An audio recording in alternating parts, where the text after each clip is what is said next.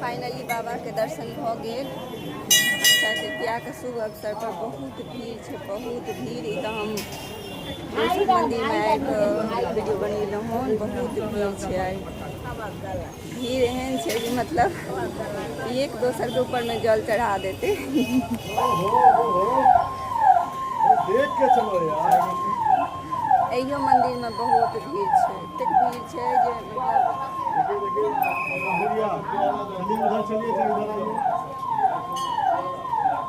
गंगा जल अहूँ सब बहुत भाग्यशाली छी जे वीडियो के देख रहा छी। एहिमे सबके दर्शन भ गेल है।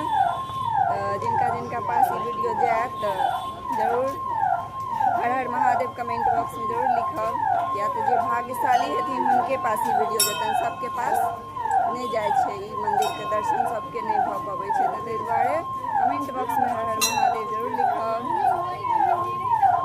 आशा है जहाँ सबके वीडियो नीक लागत। मिले छी फिर नेक्स्ट वीडियो में, तब तक के लिए हर हर महादेव, राधे राधे।